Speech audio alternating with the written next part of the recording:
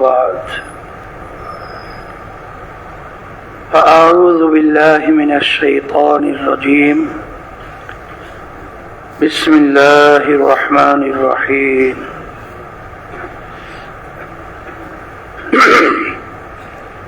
قد أفلح من زكاها وقد خاب من دساها صدق الله العلي العظيم درود شريف পড়ি اللهم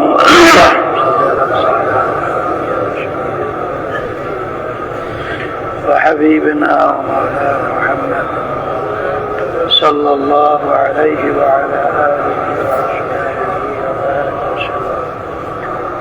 اللهم صل على سيدنا ونبينا شفيعنا وحبيبنا ومولانا محمد صلى الله عليه وعلى آله وصحبه اللهم صل على سيدنا ونبينا شفيعنا وحبيبنا ومولانا محمد صلى الله عليه وعلى آله وصحبه وبارك وسلم শুকরিয়া আদায় করতেছি মহান রব্বুল আলামিনের দরবারে। রব্বুল আলামিন পবিত্র রমজান মাসে বিশেষ করে তালিম তারবিয়াতে শিক্ষার সঙ্গে দীক্ষা, থিওরিক্যাল প্র্যাকটিক্যাল,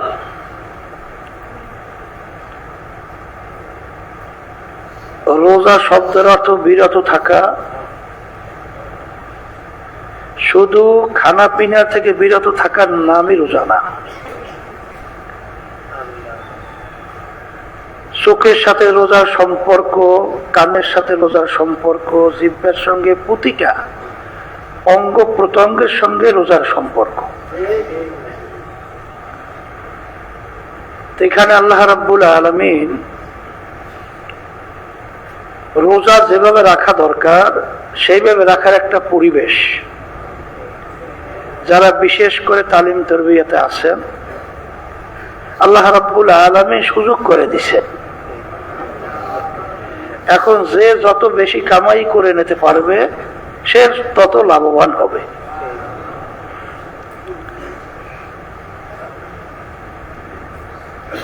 ওয়াকুনু মা'আস সাদিকিন,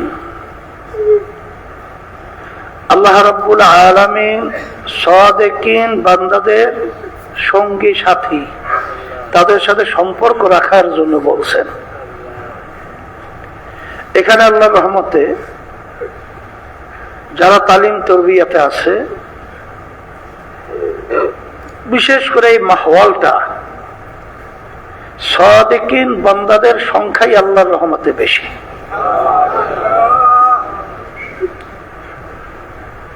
আর আমরা তো সবসময় শুনেই থাকি যে সোহবাতে সালেহ তোরা সালেহ কুনাত, সোহবাতে তালেহ তোরা তালেহ কুনাত, এক জামানা সোহবাতে বা আউলিয়া বেহতারা সদ সালে তাআত বেরিয়া।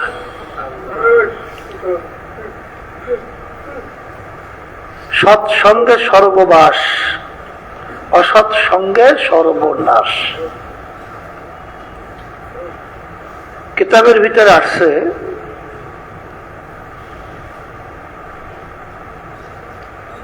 খারাপ চরিত্রে একটা লোকের সঙ্গে তুমি সম্পর্ক, দোস্তি, বন্ধুত্ব না বানাইয়া গর্তের ভিতর থেকে একটা বিষাক্ত সাপের সঙ্গে বন্ধুত্ব তৈরি করো। কেন? গর্তের সাপ বিষাক্ত তোমাকে যদি আঘাত করে, যদি হায়াত না থাকে, তুমি দুনিয়া থেকে বিদায় হও, ঈমান যদি থাকে, শহীদি দরজা পেয়ে বিনা হিসাবে বেহেশতে যেতে পারবা। আর যদি একটা খারাপ চরিত্রের লোক, আল্লাহ মাফ করুক, যদি তোমাকে ধ্বংসন করে, এক পর্যায়ে আল্লাহ মাফ করুক তোমার ঈমান হারা হয়ে যেতে পারে। আর যদি তোমার ইমান হারা হয়ে যায়, আল্লাহ মাফ করুক, চিরতরে তুমি জাহান্নামে হেরে যাবা। এই জন্য সাদিকিন বান্দাদের সঙ্গী হওয়াটা 100 বছর নফল ইবাদত যেটা কবুল হয়ে গেছে, এটা একটা ওজন বুঝাবার জন্য, গুরুত্ব বুঝাবার জন্য কবি বলতেছেন, এক জামানা সোহবাতে বা আউলিয়া বেহতারা সাদ সালে তাআত বেরিয়া। 100 বছর নফল ইবাদত কবুল হয়ে গেছে, এর চেয়ে উত্তম তুমি যদি অল্প সময় একজন সাদিকিন বান্দাদের সঙ্গে সাথী সম্পর্ক তার সঙ্গে রাখতে পারো। আল্লাহর খাস মেহেরবানিতে এই পরিবেশের মধ্যে আল্লাহ রাব্বুল আলামিন এই সুযোগ আমাদেরকে করে দিয়েছেন, আলহামদুলিল্লাহ। সোহবাত, সম্পর্ক, সংস্পর্শ এমন এক গুরুত্বপূর্ণ বিষয়। আপনারা জানেন যে হানজালা রাদিয়াল্লাহু তাআলা আনহু তিনি রওনা করছেন ওই যে আল্লাহ হাবিবের দরবারে, খুব তাড়াহুড়া কইয়া। পথের মধ্যে ওমর ফারুক রাদিয়াল্লাহু তাআলা আনহুর সঙ্গে, আবু বকর সিদ্দিক রাদিয়াল্লাহু তাআলা আনহুর সঙ্গে দেখা। বলতেছে না কোথায় রওনা করছে হানজালা? কাল আল্লাহ রাসূল সাল্লাল্লাহু আলাইহি ওয়াসাল্লামের কাছে। কেন? কলে আমি হানজালা তো মুনাফিক হয়ে গেছি। কলে তুই মুনাফিক হইল কিভাবে? কলে যখন আমি আল্লাহ রাসূল সাল্লাল্লাহু আলাইহি ওয়াসাল্লামের সামনে থাকি, তার সোহবাতে থাকি, তখন আমার দিলের হালত, দিলের অবস্থা এরকম থাকে মনে হয় যেন জাহান্নাম বেহেশত আমার সামনে। কিন্তু যখন আল্লাহ রাসূল সাল্লাল্লাহু আলাইহি ওয়াসাল্লামের সংস্পর্শ সোহবাত থেকে আমি যখন সরে যাই, তখন এই অবস্থা আমার আর থাকে না। তাহলে আল্লাহ হাবিবের সামনে এক অবস্থা, বাহিরে আর এক অবস্থা। তাহলে এইটা তো মুনাফিকের চরিত্র। এই জন্য আমি মুনাফিক হয়ে গেছি। আবু বকর সিদ্দিক রাদিয়াল্লাহু তাআলা বলতেছেন, ভাই হানজালা, তাহলে আমিও তো মুনাফিক হয়ে গেছি, আমার তো তোমার মতো একই হালাত, একই অবস্থা। চলো আমরা একসঙ্গে আল্লাহ হাবিবের কাছে যাই। যখন আসলেন আল্লাহ রাসূল সাল্লাল্লাহু আলাইহি ওয়াসাল্লাম, তাদেরকে দেখে মিসকি মিসকি হাসতেছে।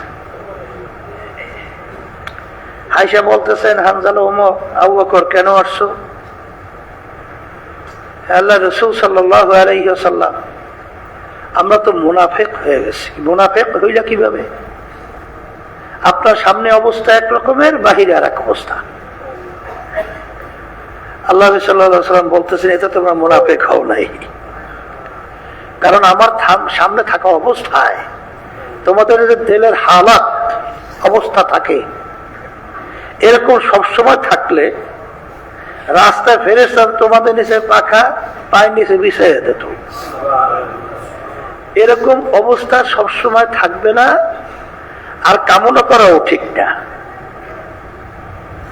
তাইলে বোঝা গেল যে সোহবাত এমন এক গুরুত্বপূর্ণ বিষয়। একটা মানুষ ভালো সংস্পর্শের কারণে ফেরেশতার চরিত্র অর্জন হয়ে যায়, আর খারাপ সোহবাতের কারণে শয়তান ইবলিসের চরিত্র ওর ভিতরে ঢুকে যায়। কথা ঠিক না? তাহলে আল্লাহর খাস মেহেরবানিতে, আল্লাহর কত ফজল করি রহমাতুল্লাহি আলাইহি আব্বাজা, তিনি এই পরিবেশ কেন করে গেছেন? এই জন্য করে গেছেন যে কিছু আল্লাহর বান্দারা পর্দার আড়ালের মা বোনদের জন্য তালিম তরবিয়াতের ভিতরে পর্দা সহকারে দিনী আলোচনা শোনার পরিবেশ করতেন। এখন আমরা করছি ওই মহিলা মাদ্রাসা, আলহামদুলিল্লাহ। এরপর বিভিন্ন বাড়ি ঘরে কিন্তু আমার মা বোনরা আসবেন ঠিক, কিন্তু খবরদার, আসছেন নেক কামাই করার জন্যে, কিন্তু চলাফেরা, কথাবার্তা, চাল চলো এরকম না হয়, যেটাকে বেপরদা বলি, যেটাকে গুনার ক্ষেত্র তৈরি হয়, এরকম কেন আচরণ যেন আপনাদের থেকে প্রকাশ না পায়। শোনা যায় অনেক মা বোনের আলোচনা শুনতে আসেন, কোরআন হাদিসের আলোচনা, দ্বীনি আলোচনা শুনতে আসেন, কিন্তু এত বেশি কথা বলে আবার ঝগড়া ঝাঁটিও নাকি করে না, হুজুবিল্লাহ। হ্যাঁ, আবার ঝগড়া ঝাঁটিও করে। আপনি এখানে আসছেন কেন? গুনাহ কামাই করার জন্য? শোনেন, মুমিন কখনো বোকা হতে পারবে না। মুমিন মুমিনাত, আল্লাহর বান্দা বান্দিরা কখনো বোকা হতে পারবে না, চালাক চতুর হতে হবে। দুনিয়ার ধোঁকাবাজির দিক থেকে চালাক চতুর না, আখিরাতের নেকের ব্যাপারে চালাক চতুর হতে হবে। কোন কাজের ভিতরে আমার নেক বাড়বে, আমি সুযোগ পাইছি, তা আমি নেক ছাড়বো কেন? আর কোন কাজে গুনাহ হবে সেইটার ভিতরে আমি পড়বো কেন? তাহলে আমরা একটু ইচ্ছা করলেই, যদি আমরা এখানে আসছি, যদি সুন্দরভাবে খেয়াল সহকারে দিনী আলোচনাগুলো আমরা শুনতে থাকি, প্রতিটা মুহূর্ত আপনার আমার আমল নামে নেকি জমা হবে। আর যদি আপনি বইসে বইসা ঝগড়াঝাটি করেন, গিবত শিকায়াত করেন, হ্যাঁ, বেপরদা হন, জোরে আপনি কথা বলেন, যেই কথাগুলো অন্য পুরুষের কানে যায়, আপনি চলাফেরা এরকম পুরুষের কাজ দিয়ে আপনি চলেন যেটা পুরুষের আকর্ষণ বেকায়দে আপনার প্রতি যায়, আমার মা বোনের রাস্তায় চলবেন, হাঁটবেন, কিন্তু আপনার তো সতর্ক থাকতে হবে। এই সতর্কতা যদি আপনি ভুল করেন, আসছেন নেক কামাই করতে, আমল নামে গুনে নিয়ে যাবেন। কিনে নিয়ে যাবেন গুনাহ। আর বিশেষ করে তালিম তরবিয়াতে যারা আসেন, রাস্তার ভিতরে চলার ব্যাপারে সতর্ক অবস্থায় চলা সুন্নাত। আমার আব্বাজান বলতেন গীবাত, চাউলের ভিতরে ঘি দিয়া পাক করে খুব স্বাদ হয়, তা একজনের দোষ আর একজনের কাছে আলোচনা করতে খুব মজা হয়, এটা বাস্তব। আপনি আছেন নেক কামাই করতে, কিন্তু এখানে গীবাত কইরা, গীবাত কাকে বলে? দোষ আছে, তার ভিতরে দোষ আছে, এইটা তার পিছনে আলোচনা করলে, এইটা শুনলে সে কষ্ট পায়, এইটা শুনলে সে কি পায়? কষ্ট পায়। এখন আপনিই তো বোঝেন যে কোন আলোচনা করলে সে কষ্ট পাবে, তার ভিতরে দোষ আছে, সেইটা যদি তার পিছনে আলোচনা করে, এইটাই গীবত। আর এইটার সংজ্ঞা সবসময় মাপকাঠি মনে রেখেন। আয়েশা সিদ্দিকা রাদিয়াল্লাহু তাআলা আনহা, আল্লাহর হাবিবের দরবারে এক মহিলা আসছিলেন। মহিলা যাওয়ার পরে আয়েশা সিদ্দিকা রাদিয়াল্লাহু তাআলা আনহা বলতেছিলেন আল্লাহ রাসূল সাল্লাল্লাহু আলাইহি ওয়াসাল্লামকে, যে ইয়া রাসূলুল্লাহ, হাবিবাল্লাহ, এই মহিলার তো একটু খাটো, মহিলা তো একটু খাটো। আল্লাহ রাসূল সাল্লাল্লাহু আলাইহি ওয়াসাল্লাম বলেন, আয়েশা রে, এটা তো গীবত হইছে। কি হইছে? গীবত হইছে। আয়েশা সিদ্দিকা রাদিয়াল্লাহু তাআলা আনহা বলতেছেন, হে আল্লাহ রাসূল সাল্লাল্লাহু আলাইহি ওয়াসাল্লাম, আসলেই তো মহিলা খাটো, এটা গীবত হইল কিভাবে? আল্লাহ রাসূল সাল্লাল্লাহু আলাইহি ওয়াসাল্লাম বললেন, আয়েশা, সে যদি শুনে যে তুমি বলছো মহিলাটা খাটো, আছে না এক ধরনের আমার মা বোনদের হয়তো দাঁত একটু বেঁকা টাকা থাকে, চোখ একটু টেরা থাকে, কান একটু বাঁকানো থাকে, অথবা যে কোনো একটা দোষ ত্রুটি থাকে, পুরুষদের মধ্যেও তো থাকে। এখন সেই দোষটা যদি আপনি আর একজনের কাছে মজা মারিয়ে আলোচনা করেন, তখন এই কথাটা শুনলে সে খুশি হইবে না বেজার হইবে? আপনিই বলেন বেজার হবে। দোষ তার ভিতরে ত্রুটিটা আছে, শুনলে কি পায়? কষ্ট পায়। তাহলে তার ভিতরে দোষ আছে, এইটা যদি তার পিছনে আলোচনা করে, তাইসা তুমি যে বলছো মহিলাটা খাটো, এই খাটো তো বানাইছেন আল্লাহ। কে বানাইছেন? আল্লাহ। তারা মহিলা যদি শোনে যে আমাকে খাটো বলছে, তখন তার মনে খুশি লাগবে না, কষ্ট লাগবে। এইটার নামই হলো গীবত। দোষ আছে, তার পিছনে আলোচনা করলে শুনলে কষ্ট পায়, এইটার নাম হলো গীবত।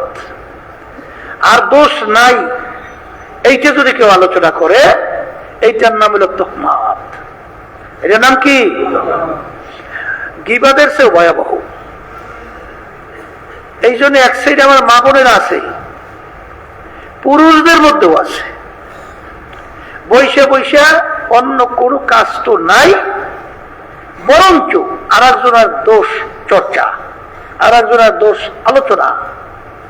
এখন তো বর্তমানে আল্লাহ মাফ করুক, দোষ নাই, তারপরও সেটা দোষ বানাইয়া খুব মজা মাইয়া তারপর খুব আলোচনা করে শান্তি পায়।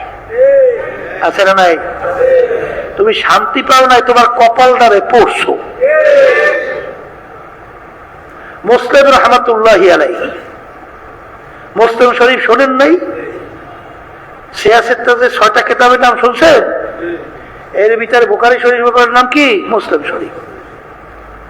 এই মুসলিম শরীফের লেখক মুসলিম রহমাতুল্লাহি আলাইহি তিনি বলতেছিলেন, কিয়ামতের ময়দানে আল্লাহ রাব্বুল আলামিন তো জিজ্ঞাসা করবেন কি নিয়ে আসছো।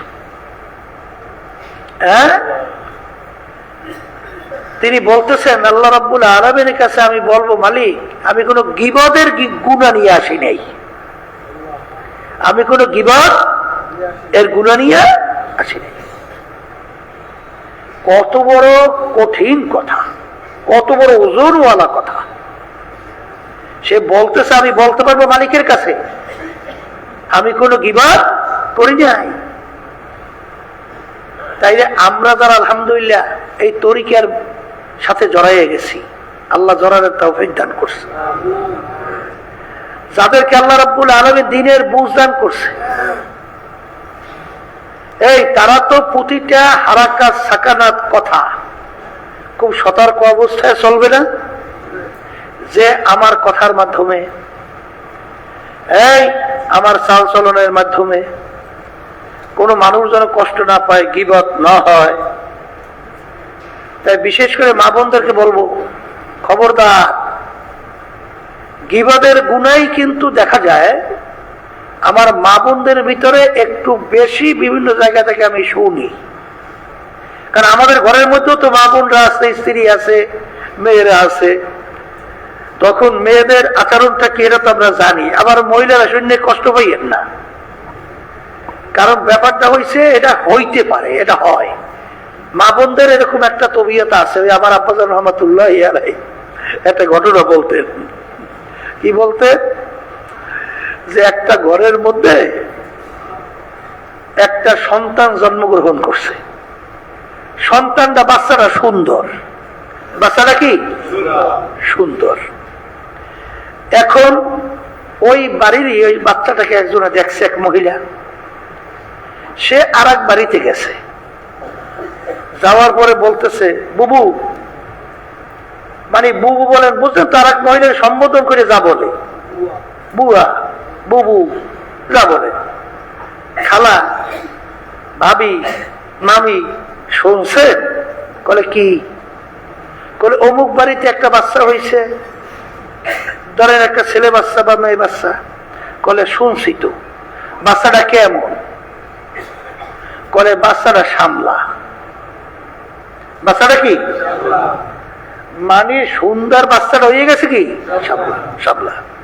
আচ্ছা, এরপরে সে শুনছে শ্যামলা, শ্যামলা হয় না? আচ্ছা, এরপরে সে গেছে আর এক বাড়িতে। শুনছেন বাবু? শুনছি। বাচ্চা হইছে? হইছে। কেমন? কলে কালো। মানে সুন্দর বাচ্চাটা এখন কোন পর্যায়ে আছে? এখন সে আর এক জায়গায় বসছে। শুনছেন তো? শুনছি। বাচ্চাটা কেমন? কলে একবারে কালো। এখন কালোরও তোমার ধরন আছে, এখন কালোটা বেশি। আচ্ছা, এরপরে আর একজনে গেছে, কলে জবর কালো। কলে কেমন জবর কালো? কলে পাইলার তলির মতো কালো। পাইলার তলি বুঝছেন তো? পাক করলে কালি লেগে পাইলার তলি কালো হয় না? ওই যে কাঠ দিয়ে পাক করলে গ্যাসের চুলায় বর্তমানে কম হয়। আগের যুগে তো লাকড়ি দিয়ে পাক করলে একেবারে কালো। সে শুনছে, শুনছে বাচ্চা কেমন? শুনছি তো। কেমন?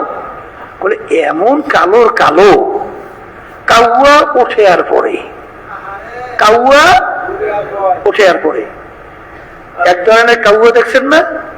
কালো সরে ঝিল ধরে, ঝিল মানে রং ধরে, এত কালোর কালো।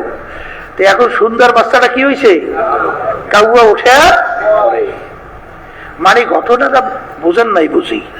ঘটনাটা হয়েছে ওই বাচ্চারা যে সুন্দর, আর একজন আর তো এই যে আর বলতে কষ্ট হয়। কথা বোঝেন নাই? এই মা বোনদের কিন্তু এক শ্রেণীর তবিয়ত আছে। আর একজনের বাচ্চা আর একজনের ব্যাপারে প্রশংসা করতে তার বড় কষ্ট হয়। এটা কিন্তু পুরুষের মধ্যেও আছে, খালি বুঝছে না যে মহিলাদের মধ্যেই, এটা পুরুষের মধ্যেও আছে। আছে না? আছে, আলহামদুলিল্লাহ। তো এই জন্য যেই কথা বলতে চাইছিলাম, মা বোনদেরকে বিশেষ করে বলবো, এ আল্লাহর বান্দিরা, আসছেন কষ্ট করে বাড়ি করে কাজ করবো ফালাইয়া, খবরদার চাল চলন কথাবার্তা শোনেন। কত বড় আশ্চর্য, আল্লাহ মাফ করুক। এই যে আমরা রমজান মাসে একটা ওই মানুষের চাউল টাউল দেওয়ার ব্যবস্থা করছি, কথা বোঝেন নাই? সেখানে বেশি লোক, এখন হয়তোবা একটা কাজ দেওয়া কষ্ট হয়ে গেছে। তখন অনেক সময় বলা হয় যে আপনারা দুইজনে ভাগ করিয়ে নিয়ে। তা শুনলাম বুড়ো এক মহিলা, আল্লাহর বান্দি দুর্বল, আর একটু শক্ত বলি, হ্যাঁ বুড়া, সেও বুড়া, আর একজন একটু বেশি বুড়া, এই দুইজনের একটা কাজ দেওয়া হয়েছে, আপনারা দুইজনে ভাগ করিয়ে নিয়ে। তাই বাসার ভিতর থেকে নামে আসছে, মানে মাইয়ে বলে মায় আমাকে বলতেছে, কথা বুঝছে। যেই মহিলা একটু শক্ত আছে, ওই কাছাকাছি যাইয়া যাই না মাল নেবে, টক করে হারে সরাইয়া মানে ধাক্কাতে ছাড়া কি আল্লাহ জানে? বলে কাজ তোমারে দেয় নাই, আমার এই দেশে। এই দেখো এই মহিলার ভালাইয়া এ চলে গেছে। এখন বোঝেন, এই যে মালটা সে নিল আর একজনেরটা, হারাম হয়েছে না হালাল হয়েছে? তাহলে দেখেন, সে তো ইমানদার দাবি করবে, মুসলমান দাবি করবে কিভাবে? যেখানে বলা হলো আপনি দেবেন অর্ধেক, সে দেবে অর্ধেক, আর সেখানে সুযোগ পাইয়া আর একজনকে দুর্বল পাইয়া ভালাইয়া এই মহিলা বলে ঘরের মধ্যে যাই ঠাস করে পড়িয়ে গেছে। কথা বুঝছেন? দুর্বল। আর আমার কাছে এসে ভাই বলে মাই বলতেছে এই ঘটনা। কোন চরিত্র! আল্লাহ আমাকে আমাদের সবাইকে মাফ করেন। আর কোরআনুল কারীমের ভিতরে আল্লাহ রাব্বুল আলামিন মুসলমানদের চরিত্র কি বলছেন? ওয়ায়ুসিরুনা আলা আনফুসিহিম ওয়ালাউ কানা বিহিম খাসাসা। আল্লাহ রাব্বুল আলামিন মুসলমানদের চরিত্র কেমন, সাহাবায়ে কেরামদের চরিত্র কেমন ছিল, এই যে আল্লাহ রাব্বুল আলামিন কোরআনুল কারীমের আয়াতের মাধ্যমে আল্লাহ রাব্বুল আলামিন বলছেন যে মুসলমানদের চরিত্র হলো নিজের স্বার্থের চেয়ে তার অন্য ভাইয়ের স্বার্থে অগ্রাধিকার দেয়। এই হলো মুসলমানদের চরিত্র। এটা কি মুসলমানদের কি কি চরিত্র? নিজের স্বার্থের চেয়ে অন্য ভাইয়ের স্বার্থে অগ্রাধিকার দেয়, এইটাকে বলে কি মুসলমানদের চরিত্র। এই ঘটনা তো আরো শুনছেন, ইয়ারমুকের যুদ্ধ, আবু জহম রাদিয়াল্লাহু তাআলা আনহু তিনি ঘটনা বর্ণনা করতেছেন। যুদ্ধের ময়দানে তার চাচাতো ভাই সহ অনেকে আহত অবস্থায় ময়দানে পড়ে আছে। তিনি চিন্তা করলেন, আমার চাচাতো ভাইকে দেখি আমি একটু পানি পান করে আসতে পারি কিনা। সে পানির মাস্ক নিয়ে বা পানির পাত্র নিয়ে যখন তার চাচাতো ভাইয়ের কাছে গেলেন, তাকে দেখে আহত অবস্থায় মাঠের ভিতরে তার চাচাতো ভাই পড়ে আছে। যখন তাকে পানির জন্য পানি দিলেন, পানি পান করবে, এমন সময় দূর থেকে আর এক আল্লাহর বান্দা সে পানি বইরা চিৎকার বাইরে উঠছে। তখন চাচাতো ভাই তার পানি পান করবে, এই অবস্থায় বলতেছে যে ভাই, আমার চেয়ে আমার ভাইয়ের পানির বেশি প্রয়োজন, তুমি পানি তাকে পান করাও। তিনি ওই সময় পানি পান করে নাই। পরবর্তীতে যখন নাকি আবু জহম রাদিয়াল্লাহু তাআলা আনহু তিনি দ্বিতীয় ব্যক্তির কাছে পানি নিয়ে গেলেন, তিনি পানি পান করবে, এমন সময় তৃতীয় আরেক আল্লাহর বান্দা আহত অবস্থায় মাঠে পড়ে আছে। সেও জোরে চিৎকার করে বলছেন পানি। তখন দ্বিতীয় আল্লাহর বান্দা বলতেছে, ভাই, আমার চেয়ে আমার ভাইয়ের পানির বেশি প্রয়োজন, তার কাছে নিয়ে যাও। যখন তিনি তার কাছে পানি নিয়ে গেল, যাইয়া দেখে ওই আল্লাহর বান্দা শাহাদত বরণ করছে, আর দুনিয়াতে নাই। সে তাড়াহুড়ো করে চলে আসছে দ্বিতীয় ভাইয়ের কাছে, আইসা দেখে তিনিও দুনিয়াতে নাই, শাহাদত বরণ করছে। তিনি তাড়াহুড়ো করে চলে আসছে তার চাচাতো ভাইয়ের কাছে, আইসা দেখে তিনিও দুনিয়াতে নাই, তিনিও শাহাদত বরণ করছে। আচ্ছা, এখন বলেন তো, এই ইন্তেকালের আগে আগে পানির পিপাসা তার কি পরিমাণ প্রয়োজন ছিল, ওই অবস্থায়ও আর এক ভাইয়ের স্বার্থ অগ্রাধিকার দিয়েছে। এই প্রশংসাই আল্লাহ রাব্বুল আলামিন এই আয়াত নাযিল করে, ওয়ায়ুসিরুনা আলা আনফুসিহিম ওয়ালাউ কানা বিহিম খাসাসা। সাহাবায়ে কেরামদের চরিত্র হলো নিজের স্বার্থের চেয়ে তার ভাইয়ের স্বার্থের অগ্রাধিকার দেয়। এইটা হলো মুসলমানদের চরিত্র। এখন আপনি আপনার নিজের দিকে তাকাইয়া বিবেচনা করেন, পর্দালে মা বোনরা আপনার নিজের দিকে তাকাইয়া বিবেচনা করেন যে আসলে আমি মুসলমানদের চরিত্রের ভিতরে আমার কোন চরিত্রটা আছে। এইটা শেখার জন্য, এইটা অবলম্বন করার জন্যই তো এই পীর মুরিদি বলেন, এই তরিকা বলেন, এই তালিম তারবিয়ত বলেন, এই মাহফিল বলেন, এই বিভিন্ন দিনী কাজের কার্যক্রম বলেন, সব এগুলা শুইনা শিক্ষা গ্রহণ করে আমল করার জন্যই তো বলা হয়। কথা ঠিক না? এর জন্য আমার ভাইদেরকে বলবো, পর্দায় মা বোনরা যারা আছেন, আসি তো কষ্ট করিয়া শুনি তো ঠিকই, কিন্তু আমলের নিয়তে শুনি এবং আমল করার জন্য প্রস্তুতি গ্রহণ করি। কারণ আব্বাজান রহমাতুল্লাহি আলাইহি শোনেন, আল্লাহ রাব্বুল আলামিনের কাছে দরবারে পৌঁছা এবং নাজাত পাইয়া জান্নাতে যাওয়া, এই আল্লাহর বান্দার এত সহজ। চেষ্টা করা লাগে না? চেষ্টা করা লাগে না? আব্বাজান রহমাতুল্লাহি আলাইহি শুনছিলাম, তার একটা আমল মানে কাজ। একজন আলেম বলতেছিলেন, হুজুর, আপনার এই আমলটা তো সুন্নাত তরিকা না, মানে সুন্নাত না। আব্বাজান রহমাতুল্লাহি আলাইহি বলছিলেন যে এই আমলটা সুন্নাত কিনা সেইটা এখন আমার জেহেনে ওইভাবে নাই। তবে আসাতিজায়ে কেরাম, উস্তাদরা যখন নাকি পড়াইতেন কোরআন এবং হাদিস এবং দ্বীনি আলোচনা, যখন কিতাব আমাদেরকে পড়াইতেন, পড়াবার সাথে সাথে ওই আমলটা নিজের 3.5 হাত বডির ভিতরে বাস্তবায়ন শুরু করতাম। আল্লাহু আকবার। মানে শুনছে তো আমল করা শুরু করছে। তাহলে আমার এখন স্মরণ নাই যে এই আমলটা সুন্নাত কিনা।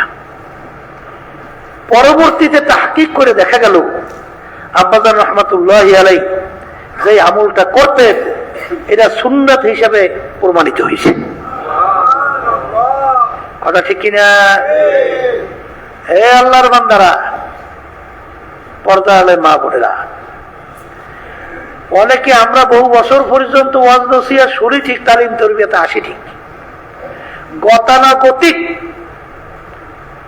অভ্যাস এইভাবে তৈরি করেন না। সবসময় আল্লাহর কাছে দোয়া করতে থাকেন, আল্লাহ আপনি আমাকে তৌফিক দান করেন, মালিক শেখা অনুযায়ী, কোরআন এবং হাদিস অনুযায়ী আমল করার তৌফিক দান করেন। কারণ আপনার আমার কি শক্তি আছে যে কোন আমল যেটা আল্লাহর কাছে মাকবুলিয়াতের দরজায় পৌঁছে, হ্যাঁ, এটা আপনার আমার দ্বারা কোনোদিন সম্ভব হয়? কিন্তু যেই আল্লাহর বান্দা বান্দির প্রতি আল্লাহর দয়া, মায়া, রহমতের নজর আসে, ওই বান্দা বান্দির জন্য সম্ভব হয়। এই জন্য তো আল্লাহর ওলিরা দোয়া করতেন না, তাআত তৌফিক তাআত হামজাতু, তাআত তৌফিক তাআত হামজাতু, ইয়ামানাত ওয়া ইজাবাত হামজাতু। ছোট মায়ের দুধ পানকারী বাচ্চা, ওকে ও যে জোর করিয়া মাকে টাইনা দুধ পান করবে, এই শক্তি বাচ্চার আছে? নাই। কিন্তু বাচ্চার কিন্তু একটা অস্ত্র আছে। আর কি আছে? হাতিয়ার। ওর যখন দুধের প্রয়োজন হয় তখন ও ওয়া ওয়া করে কান্না শুরু করে। তখন মা কি বাচ্চার কান্না শুনলে হুঁশ থাকে? দেখছি তো। সুবহানাল্লাহ, সুবহানাল্লাহ। মায়ের সঙ্গে বাচ্চার সঙ্গে মালিক কেমন সম্পর্ক তৈরি করছে। আমার আব্বাজান রহমাতুল্লাহি আলাইহি ঘটনা শুনাইতেন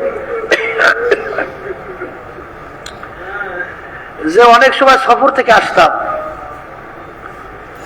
আসার পরে রাত্র অনেক হয়ে গেছে, এখন ছোট বাচ্চাও আলহামদুলিল্লাহ আমার আছে, এখন মাও তো দুর্বল, মানে আমার আম্মার কথা বলতেছে, বাচ্চা কোলের পাশে নিয়ে ঘুমাইতেছে, আমি এত ডাক দেই আর যে আমাকে এত মোহাব্বত করে, বলতে গেলে আব্বাদের উদাহরণ দিয়েছিলেন, মনে হয় তার যত ক্ষতি হোক ওই ক্ষতি মাইনে নিয়া, মানে আব্বাজান রহমাতুল্লাহি আলাইহি যারা খুশি থাকেন সেইভাবে সে আচরণ, তার ব্যবহার ছিল। আব্বাজান বলতেছেন আমাকে এত মায়া করে, এত মোহাব্বত করে, আমি তাকে এত ডাকি, ডাক দেওয়ার পরে মানে ডাকে সারা দেশে মুহূর্তের ভিতরে আবার ঘুমিয়ে পড়ছে। মানে শরীরও দুর্বল আর ঘুমও খুব সাপ, ডাকতেছে খবর নাই।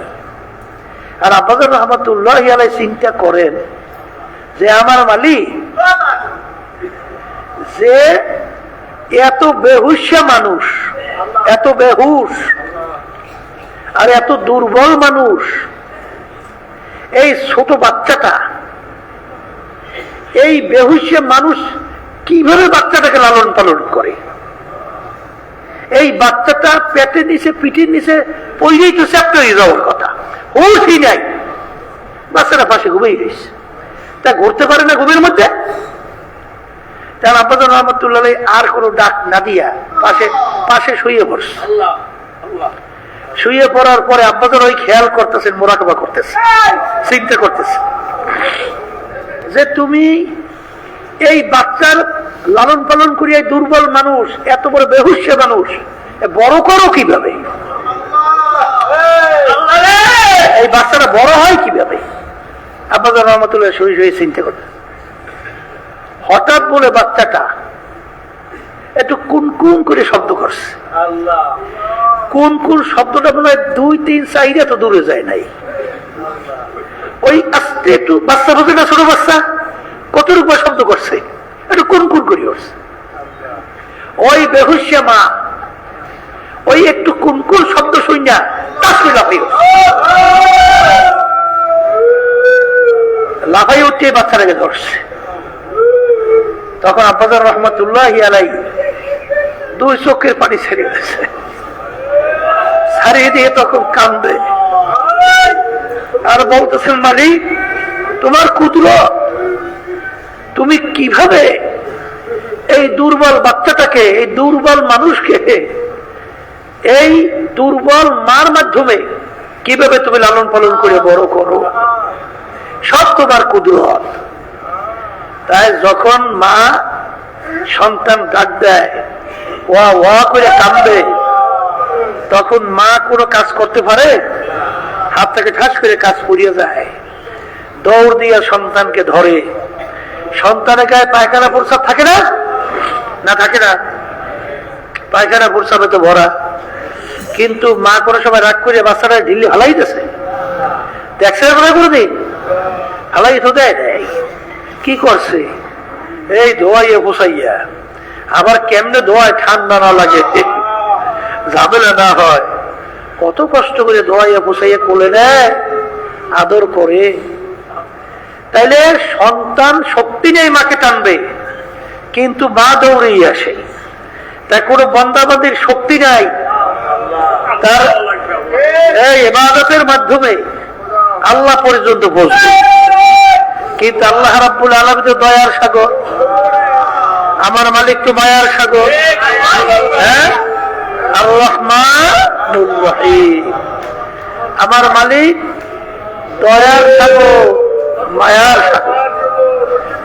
এই গুনাহ পাহাড় পরিমাণ হইছে, কিন্তু নৈরাশার কোনো কায়দা নাই, নৈরাশা করা যাবে না, নৈরাশ হওয়া যাবে না, কিন্তু আল্লাহ পর্যন্ত পৌঁছাও সম্ভব না।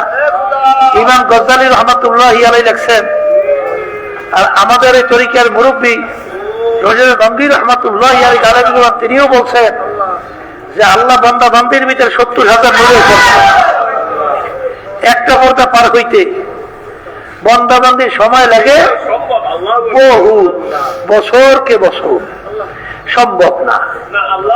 কিন্তু যেই বান্দাবান্দির প্রতি আমার মালিকের দয়া আসে, মায়া আসে, মুহূর্তের ভিতরে টান দিয়ে কোলের ভিতরে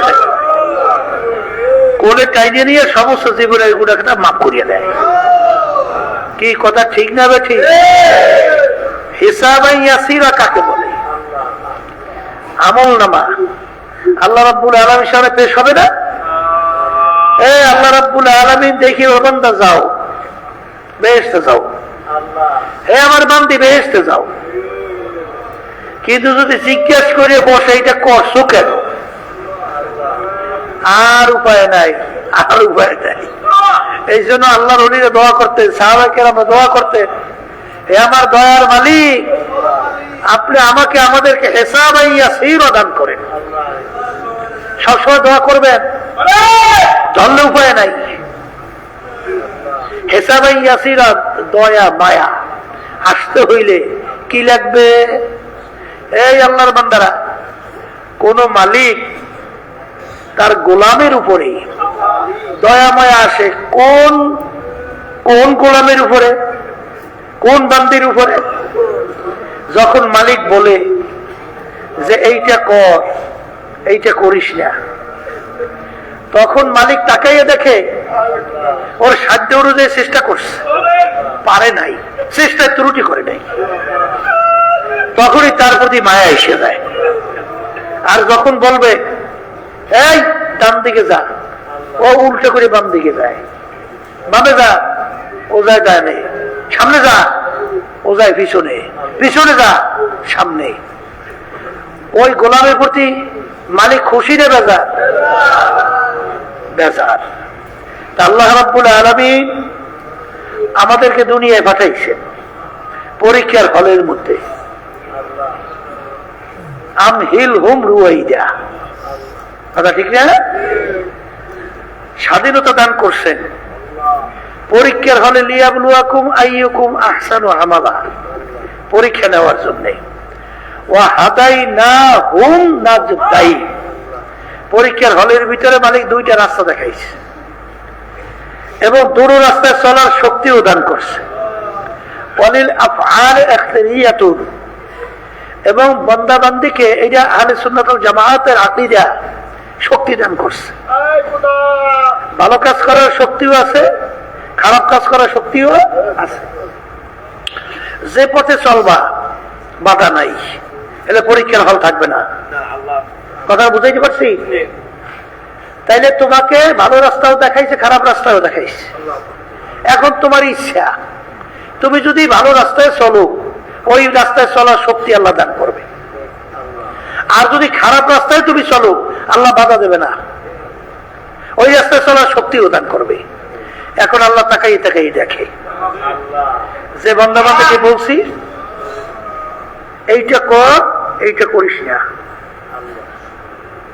এইটা ছাড়, এইটা ছাড়িস না। আর এইটা শিখাবার জন্য আমি নবী রাসূল পাঠাইছি। নবী রাসূলের দায়িত্ব হইল পৌঁছাইয়া দেওয়া দাওয়াত।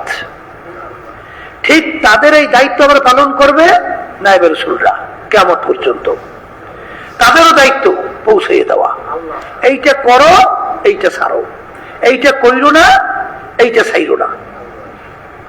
কে মানবে বা কে মানবে না, এ দায়িত্ব জোর করিয়া মানানো, এটা কিন্তু নবীদেরও নাই, রসুলদেরকে আল্লাহ দেয় নাই, আর আলেম ওলামা নায়েবে রসুলদের কেউ দেয় নাই। যদি দিত তাহলে আল্লাহ রসুলের চাচারা কি কাফির থাকতে পারতো? আত্মীয় স্বজনে কাফির থাকতে পারতো? বরং আল্লাহ রসুল সাল্লাল্লাহু আলাইহি ওয়াসাল্লাম যখন পেরেশান হয়েছেন, আল্লাহ আয়াত কি নাযিল করেছেন, আপনাকে বিমুসাইতি লাস্তা আলাইহিম বিমুসাইতি, আপনাকে তো আমি দারোগা কইরা জোর কইরা মানাবার জন্য আমি দায়িত্ব দেই নাই, আমি আপনাকে পাঠাইছি তো দাওয়াত পৌঁছে দেওয়ার জন্য। ওরা মানে বা না মানুক, এ দায়িত্বটা আমার। দায়িত্বটা কার? আমার। এই জন্য আল্লাহ বলতেছেন আমার, আমাদের দায়িত্ব, হক্কানি ওলামায়ে কেরাম নায়েবে রাসূলদের দায়িত্ব, ওনাদের হাদিস অনুযায়ী আমাদেরকে বলা, আমাদেরকে পথ দেখানো। ওইটা না মানা মানা এটা আপনাদের দায়িত্ব। এখন কথা হইল, আল্লাহর রহমত আসতে হইলে আল্লাহর হুকুম অনুযায়ী চলা লাগবে না? লাগবে। এই জন্য দেখবেন যে আব্বাজান রহমাতুল্লাহি আলাইহি বলতেন যে বাজার, একটা উদাহরণ দিয়ে বলতেন যে আপনার ওই যে রেডিও আছে না, মোবাইল মোবাইল মোবাইল ছোট্ট একটা বস্তু, ওর মূল্য কিন্তু 5 লাখ 4 লাখ টাকা দামও আছে। আবার মাদার গাছ দিয়ে আলমিরা বানাইছেন, বিরাট বিশাল উঁচা বড়, ওর দাম 1000-1200 টাকা। তাই বড় বস্তু হওয়ার কারণে আর দাম বাড়ে নাই, কিন্তু ছোট বস্তু হওয়ার পরে আর মূল্য বাড়ছে। এবার আর কারণ হিসাবে কি, ওই মোবাইলের ভিতরে এমন একটা শক্তি আছে, যে শক্তির মাধ্যমে তামাম দুনিয়া সমস্ত সংবাদ ও ক্যাচ করতে পারে, ধরে নিয়ে আসতে পারে। কিন্তু এত বড় আলমিরা হওয়ার পরেও ওর ভিতরে এই শক্তিটা নাই। আল্লাহ রাব্বুল আলামিন ওয়ালাকাদ কাররামনা বানি আদম, মানুষকে সর্বশ্রেষ্ঠ সম্মানিত করে আল্লাহ বানাইছেন। আবার আল্লাহ রাব্বুল আলামিন বলেন উলাইকা কাল আনআম, কিন্তু এক শ্রেণীর মানুষ কিন্তু চতুষ্পায় জানোয়ারের মতো। এখন মানুষ যে সম্মানিত হলো, এইটা বংশের দিক থেকে না, এইটা কোনো শিক্ষার দিক থেকে না, এইটা কোনো সম্পদের দিক থেকে না, এটা কোনো সৌন্দর্যের দিক থেকে না, এটা কোনো মাতুব্বরের দিক থেকে না, এটা কোনো ক্ষমতার দিক থেকে না। এইটা সম্মানিত হওয়ার মাধ্যমটা কি?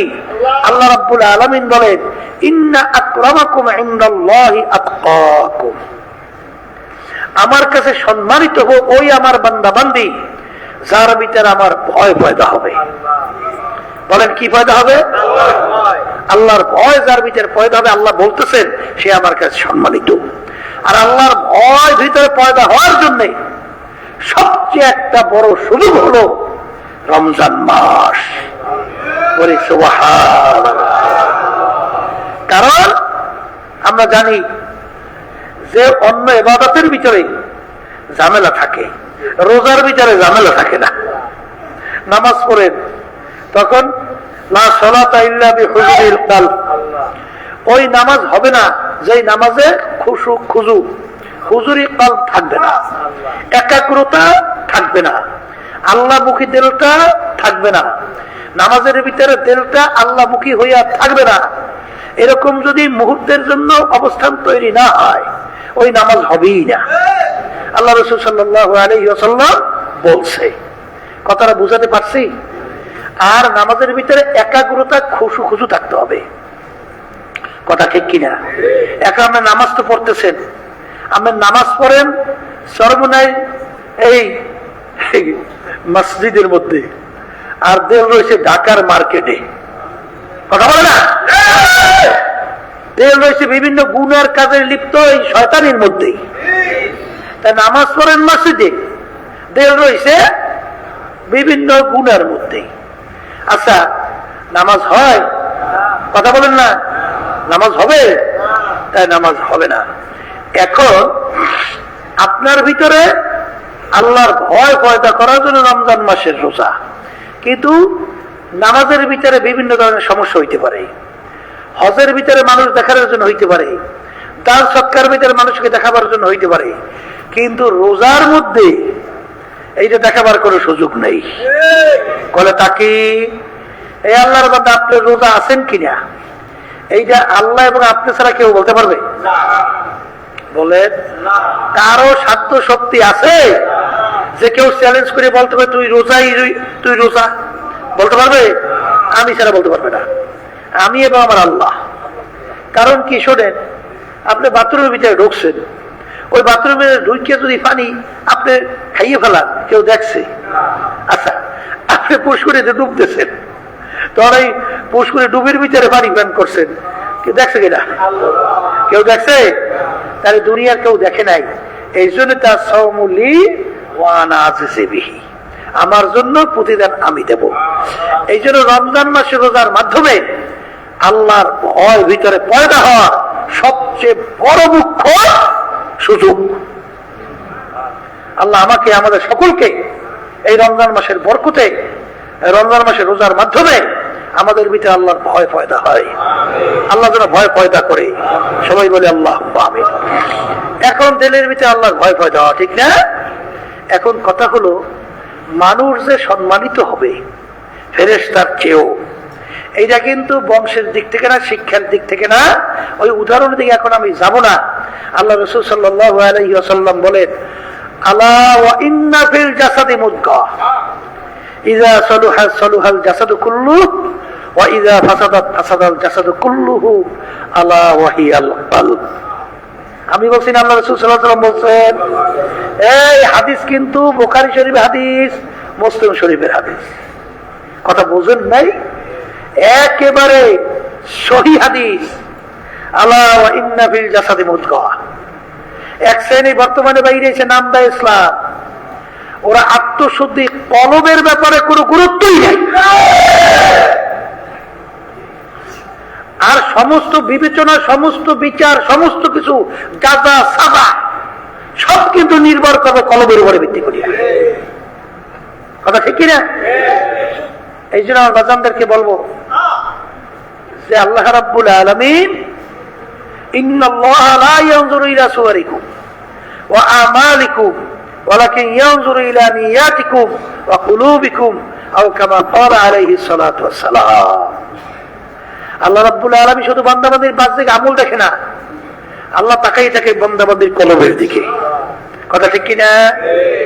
তাইলে কলব পরিষ্কার করতে হবে, قد أفلح من زكاها وقد خاب من دساها। যে আয়াত প্রথম তেলাওয়াত করে শুরু করছি, আল্লাহ রাব্বুল আলামিন কোরআনুল কারীম এক সূরার ভিতরে প্রায় 9-11 কসম করার পরে কয় কসম হয়? বলতেছেন قد أفلح من زكاها وقد خاب من دساها। এই আল্লাহর বান্দারা, পর্দাওয়ালা মা বোনেরা, একই আল্লাহ কোরআনুল কারীমে বলছেন না, যারা ঈমান আনছে, যারা আল্লাহকে বিশ্বাস করেন, যারা আখিরাতকে বিশ্বাস করেন, যারা জাহান্নামের আযাবকে ভয় করেন, যারা বেহেশতে যাওয়ার আশা করেন, আল্লাহ রাব্বুল আলামিন গুরুত্ব বাড়াবার জন্য মায়ার কারণে প্রায় 9টা কসম 11টা কসম করার পরে আল্লাহ বলতেছেন قد أفلح من زكاها وقد خاب من دساها। এই আমার বান্দা বান্দীরা, যারা আত্মাকে পবিত্র করতে পারবে, কলব আত্মাকে পরিষ্কার করতে পারবে, তারাই কামিয়াব হবে, নাজাত পেয়ে জান্নাতে যাবে। সুবহানাল্লাহ, আল্লাহুম্মা আমিন। আল্লাহ আমার জন্য, আমাদের সবার জন্য আত্মা পরিষ্কার করার তৌফিক দান করে, কলব পরিষ্কার করার তৌফিক দান করে। আর যারা বিভিন্ন আনন্দ ফুর্তিতে দিন রাত্র কাটাইতেছে, আল্লাহ মাফ করুক আমাকে এবং সবাইকে, আল্লাহ মাফ করুক। বেহেশতে যারা যাইতে চান, এই নির্বাচনের সময় খালি বেহেশত বিক্রি হয়েছে না? হ্যাঁ, দাড়ি নাই, টুপি নাই, ইসলামের পোশাক নাই, পর্দা নাই, মিথ্যা মানে মুখে ফুলচুরি বাইরেই আছে, পাওয়াইতে মাথা বলতে বলতে গেলে সব মিথ্যা, ধোঁকাবাজি। আবার বেহেশতের টিকিটও বিক্রি করে। এখন বেহেশতে যাওয়ার জন্য তো আল্লাহ রাব্বুল আলামিন শর্ত লাগাইছেন, ইল্লা মান আতাল্লাহ বিকলবিন সালিম। এক কোরআনুল কারীমে আয়াত শুনাইছি, আল্লাহ রাব্বুল আলামিন বলতেছেন, হে আমার বান্দা বান্দীরা, এই কলবে সালিম, পরিচ্ছন্ন স্বচ্ছ কলব ছাড়া আমার পবিত্র জায়গা বেহেশতের মধ্যে হবে না। কে বলছেন? বলেন, বলছেন কি আল্লাহ? তাহলে কলব পরিষ্কার করতেই হবে। এখন তোমার কলবের রোগ থেকে মুক্ত পাইছো কিনা, হইছো কিনা বুঝবা কেমনে? যখন তোমার অবস্থানটা মাসুম বাচ্চা, অর্থাৎ ছোট বাচ্চাদের কোনো গুণে আছে, যখন তোমার অবস্থাটা দিলের হয়ে যাবে মাসুম বাচ্চার মতো, তখন তুমি মনে কইর আল্লাহর রহমতে তোমার আত্মশুদ্ধি আল্লাহর রহমতে হইছে। হইছে মানে কি? আগাইতেছে। আত্মশুদ্ধি তো কোনোদিন হবে না। কবরে যাইয়া মাপ পাওয়ার আগ পর্যন্ত, রুহটা বের হওয়ার আগ পর্যন্ত আত্মশুদ্ধি তো হবে না। হবে? কথা ঠিক না? ঠিক। কারণ এটা তো একেবারে মৌত পর্যন্ত চলবে না। হয়ে গেছে আত্মশুদ্ধি? হ্যাঁ, কি হয়ে গেছে? হয় না তো। এই জন্য দেখবেন আল্লাহর ওলিরা, তাদের ইতিহাস করলে দেখবেন, ওই যে জুন্নুল মিসরি রহমাতুল্লাহি আলাইহির নাম শুনছেন। আসলে আল্লাহর ওলিদের আলোচনা এই জন্য করা হয়, তাদের থেকে উপদেশ গ্রহণ করা এবং তাদের পদাঙ্ক অনুসরণ করে আমাদের পথ চলা, আমাদের জীবনকে চালানো। কারণ এই তরিকার মূল উদ্দেশ্য কি? পীর মুরিদের উদ্দেশ্য কি? হিম্মত বলে, হিম্মত বলন্দ বলে, হিম্মত হিম্মত বলন্দ, খুলুসিয়ত ভিতরে পয়দা। অমুকে পারছে, আমি পারবো না কেন? আর যাহা কিছু করবো আল্লাহর জন্য করব। এই দুইটাই তো উদ্দেশ্য। এখানে দেখবেন অনেক আমার মুরব্বীরা বয়স বেশি, দুর্বল, তারা ইবাদতের ব্যাপারে দেখেন, তাদের দেখবেন এই তরিকার সবক আদায় করার ব্যাপারে দেখেন, দেখবেন সকাল সন্ধ্যায় আল্লাহর রহমতে তারা কিভাবে সবক আদায় করে। এরপরে দেখবেন তাদের ইবাদতের সব কেমনে বাড়ায়, এই যে একটা চেষ্টা দেখবেন। তখন আপনি বলবেন, অমুকে যদি এত দুর্বল হওয়ার পরেও সে যদি পারে, আমি কেন পারবো না? আমি কেন পারবো? এই হিম্মত বলুন তো। আর খুলুসিয়াত ভিতরে পয়দা, আমি যাহা কিছু করব মানুষকে দেখাবার জন্য না। কারণ এই হাদিসের মধ্যে আসছে, কিয়ামতের ময়দানে আল্লাহ রাব্বুল আলামিন বিশেষ করে এমন একটা ওই যে জাহান্নামের একটা ওডি আছে ভয়াবহ, যেটার ব্যাপারে আপনার জাহান্নাম পর্যন্ত আল্লাহর কাছে পানা চায়। বিশেষ করে দুই শ্রেণীর লোকদেরকে ওই জায়গায় যন্ত্রণাদায়ক এবং ওই শাস্তি সেখানে আল্লাহ রাব্বুল আলামিন নিক্ষেপ করবে ফেরেশতাদের মাধ্যমে। তাই তার ভিতরে একটা হইল রিয়াকার। এক গ্রুপ কি রিয়াকার, বুঝেন? এটা কলবের সাথে সম্পর্ক, অন্যকে দেখাবার জন্য ইবাদত। বলেন বলেন, অন্যকে দেখাবার জন্য ইবাদত, এটাকে বলা হয় রিয়া। আল্লাহ আমাকে আপনি মাফ করেন, আমাদের সবাইকে মাফ করেন। কারণ অনেক সময় দেখা যায় যখন মানুষ দেখে তখন এই আমলটা করা হয়, আর যখন দেখে না তখন করা হয় না। এটা রিয়া। তবে রিয়ার কারণে এটা আসবে, রিয়া আসবে, সারা যাবে না। এই কারণে এভাবে সারা যাবে না। এই আল্লাহ মাফ করুক, অনেক সময় নামাজের ভিতরে দেখছি অনেক আল্লাহর বান্দারা শব্দ করছেন শরীয়ত অনুযায়ী, মাসালা অনুযায়ী, আপনার নামাজ কিন্তু নষ্ট হয়ে গেছে। কথা বুঝেন না, বুঝেন নাই? এই জন্য আল্লাহর ওলিদের ইতিহাস দেখবেন, এই আমাদের তরিকার মুরব্বীদেরকে দেখবেন, অনেক সময় যদি হালাতে গোলবা জজবা, মানে এই যে হালাত যদি ব্যতিক্রম হইত, তখন তারা ভয় করতেন যে একক তো নামাজ যদি খোদা না খাস্তা যদি কোনো কাজে আপনার সুইটা যায়, সাইরা দেন, কত জাহান্নাম তার শেষ নাই। কিন্তু ইচ্ছা করিয়া যদি কি এক ওয়াক্তের নামাজ অন্য অক্ত নিয়ে কাজা করিয়া পড়ে 2,88,00,000 বছর জাহান্নাম। তুমি দরবেশি করলা ঠিক,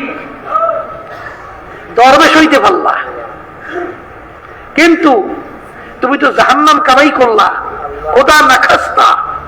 তুমি যদি চেক দিতে পারো, দিতে দেও নাই। এই জন্য আল্লাহর ওলিরা তারা কিন্তু দেখতেন যে নামাজের ভিতরে খোদা না খাস্তা কোনো ধরনের ব্যতিক্রম হালাত হইলে ওই নামাজ তারা দ্বিতীয়বার পড়িয়ে দিত। আল্লাহ মাফ করুক, যারা দিলের খবর সে জানে, এটা তো আমরা জানি না।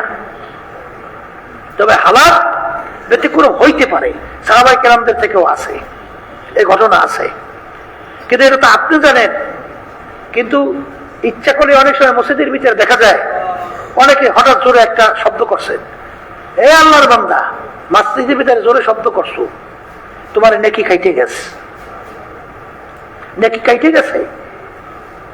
এখানে আসছে এবার নেকি কামাই করার জন্য, নেকি কাটার জন্য তো আসি নাই।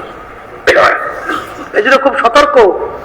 হ্যাঁ, যদি কেউ এখতিয়ারের বাহিরে, নিজের এখতিয়ারের মধ্যে নাই, এই এখতিয়ারের বাহিরে তো কোনো মাসালা নাই, আছে? কথা কয় না, আছে? কোনো মাসালা নাই। এই যে দিলের যে একটা অবস্থান, এতে কোনো মাসালা নাই, আছে? নাই। একটা চোখ থাকতেই পারে। তাই সেই হিসেবে বলবো, রিয়া মানুষকে দেখাবার জন্য ইবাদত, খুব সতর্ক। আসতে পারে, ইবাদত সারা যাবে না, কিন্তু সবসময় চেষ্টা করতে, মালিক মানুষকে দেখাই আমার লাভ কি, মানুষকে দেখাই আমার লাভ কি?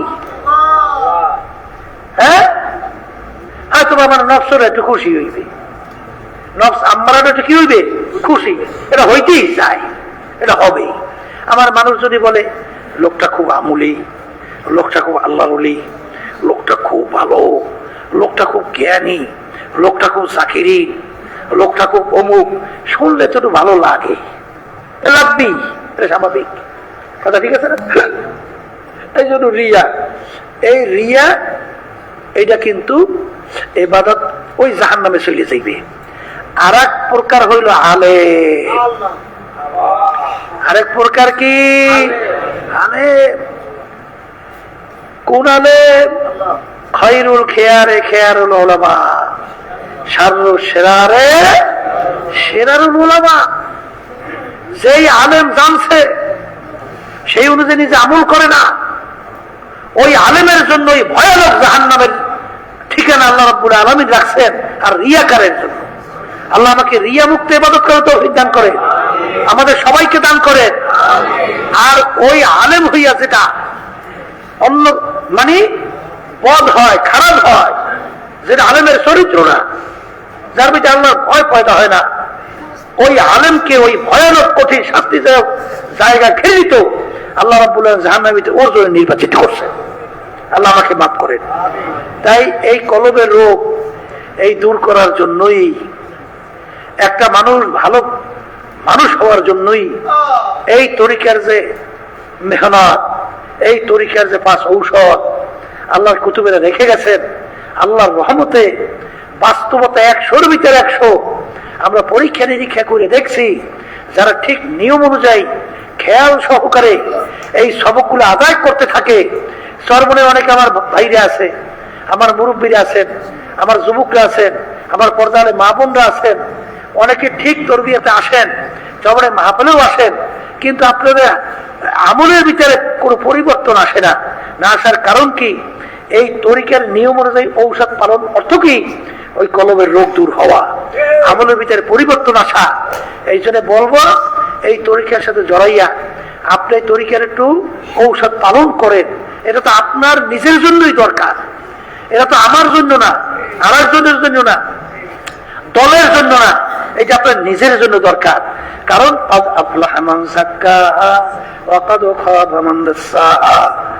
আমার মালিক বলেন, যারা আত্মাকে কলবকে পরিষ্কার করতে পারবে তারা এই নাজাত পাইয়া জান্নাতে চলে যাবে। আর এই কলব পরিষ্কার করার জন্যই, কলবের রোগ দূর করার জন্যই এই তরিকার ভিতরে 2টা পদ্ধতি। একটা হলো তরিকায় সুলুক, আর একটা হলো তরিকায় ইশক। তরিকায় সুলুক বলা হয় বাজান এই যে হক্কানি ওলামায়ে কেরাম, হক্কানি পীর বুজুর্গদের সাথে সম্পর্ক রাইখা তাদের সাথে একসঙ্গে ওঠা বসা কইরা, এক কথায় তাদের সোহবতে থাইকা তারপর আত্মশুদ্ধি সহ আমল করা। আর তরিকায় ইশক বলা হয় এই তরিকার যে ঔষধগুলো সিনার মধ্যে যদি আল্লাহর মারফতের, আমার মালিকের জিকির এবং আমার মালিকের জিকিরের নূর যদি যায়, তাহলে আল্লাহর ফজল ও করমে দেখা যায় কলবের ভিতরে সমস্ত রোগ গুলা পুইরা সরকার হইয়া ওই কলবটা আল্লাহর ফজল ও করমে একটা স্বচ্ছ ঝকঝকে কলবে পরিণত হইয়া যায়। তখন ওই আল্লাহর বান্দা বান্দি তখন তার কলবের ব্যাপারে তখন তুই আমার মালিককে ডাক দেয় আর বলে, আর তামান্না দিল সে রুখসাত হো গই, अब तो आगा, अब तो खेलवात आ गई। এ আমার দয়ার মালিক, এ আমার মাহবুব, এ আমার মাসুক, আপনি একটু দয়াময় করে আমার কলমের দিকে তাকাইয়া দেখে। আমার কলবটা এখন টাকাপুরি থেকে পরিষ্কার হয়েছে, হিংসা থেকে পরিষ্কার হয়েছে, রিয়া থেকে পরিষ্কার হয়েছে, হব্বে যা হব্বে মাল থেকে পরিষ্কার হয়েছে। এ আমার দয়ার মালিক, দয়াময় করে করে একটু আমার কলবের মধ্যে আপনি আসেন। তখন ওই বান্দা বান্দি তখন আমার মালিককে ডাক দেয় আর বলে, এ আমার দয়ার মালিক, গুনার বোঝা মাথায় নিয়ে মালিক বড় আশা করে তোমার শাহী দরবারে হাত তুলছি, দয়া মায়া করে আমাকে মাফ করো, আমাকে দয়া মায়া করে তোমার খাস বান্দাবান্দি হিসেবে কবুল করে নাও। তখন বান্দাবান্দি আমার মালিকের ডাকের মতো ডাক দেয়, খাওয়ার মতো যখন চায়, আমার মালিক বড় দয়ার বড় মায়ার। আর রমজান মাসের রোজা রইয়া যখন বান্দাবান্দি ইফতারের আগে আগে ইফতারের সামনে সাজাইয়া যখন আমার মালিকের দিকে দিলটাকে ঘুরাইয়া যখন অপেক্ষায় তাকে হুকুম আসবে ইফতারি করবে, আমার মালিক খুশি হইয়া ফেরেশতাদের সামনে ঘোষণা করে, ফেরেশতারা আমার বান্দা বান্দি সামনে খানা নিয়া অপেক্ষা করে, খাইতে পারে কেন খায় না? ফেরেশতারা বলে, মালিক বান্দা-বান্দি খাওয়ার সুযোগ শক্তি থাকা সত্ত্বেও খায় না কেন? কারণ মানে এখন আপনার হুকুম হয় নাই, এই জন্য অপেক্ষা করে। তখন আল্লাহ বলেন, হে ফেরেশতারা তোমরা সাক্ষী থাকো, বান্দা বান্দির শক্তি থাকা সত্ত্বেও খাইতে পারে খায় নাই, পান করতে পারে পান করে নাই। কারণ কি? আমার হুকুম এখনো হয় নাই। যেই বান্দা বান্দি আমার হুকুম পালন করার জন্য রোজা রাখছে, তুমি সাক্ষী থাকো, তোমরা সাক্ষী থাকো, ওই বান্দা বান্দির জীবনের সব গুণ আমি মাফ কইরা দিলাম। এই জন্য রমজান মাসের ইফতারি সামনে নিয়ে আমার মালিকের কাছে দোয়া করা লাগবে, এ আমার দয়ার মালিক,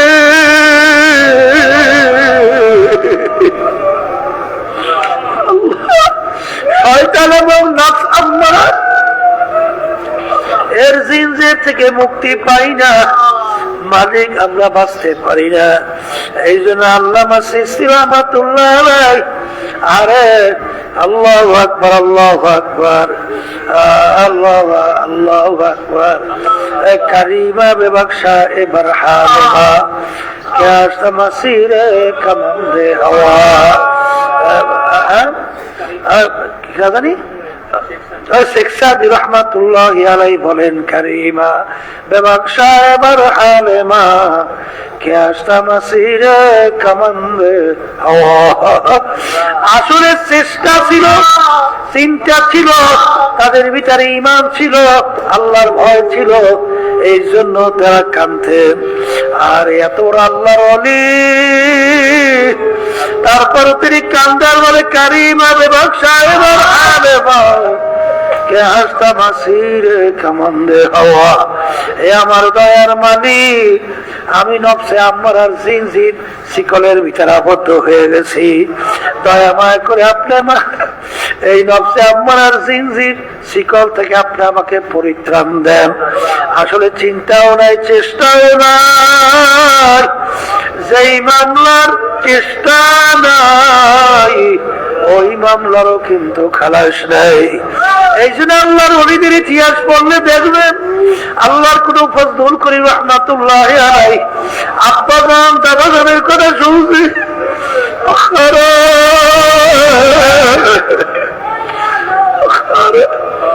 সব সময় কান্ত, আর সময় বলতো মালিক আপনি যদি মাফ না করেন আমার কোনো উপায় নাই, দয়া মায়া করে আপনি আমাকে মাফ করে দেন। আর কান্তের মাপ চাইতেন, আরে আমার মালিক তো বড় দয়ার, বড় মায়া, লা তাকনাতু মির রাহমাতিল্লাহ, আমার মালিকের রহমত থেকে বঞ্চিত আল্লাহ মালিক করেন না। আমার মালিক ডাক দিয়া বলে, আয়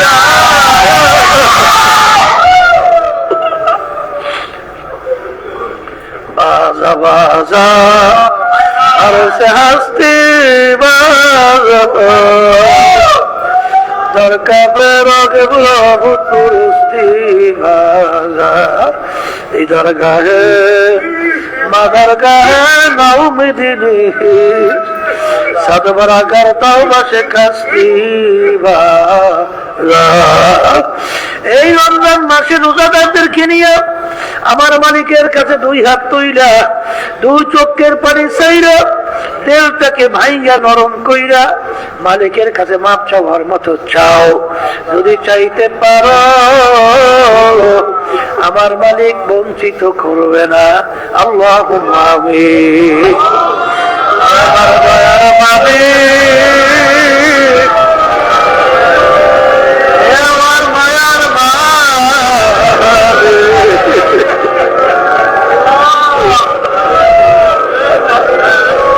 আজকে রহমতের 7 দিন যাইতেছ, জানি না রহমত পাইলাম কিনা। আমার মালিক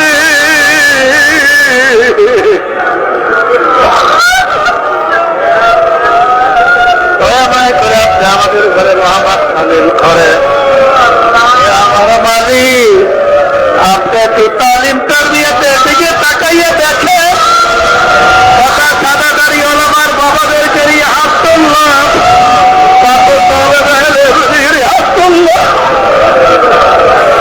কত প্রখ্যাত বক্তাদেরকে হাত তুললাম, কত পর্দানের মা বোনদেরকে হাত তুললাম। আপনার কাছে পছন্দ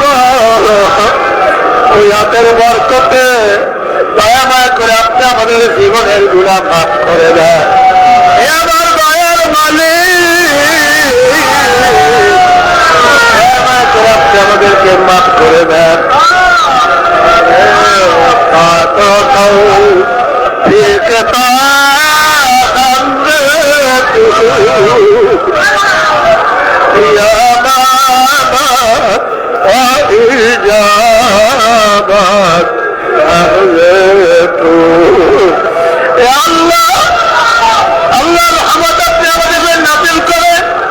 আপনার ভয় আমাদের ভিতরে পয়দা করে আমাদের কলমকে পরিষ্কার করে দেন।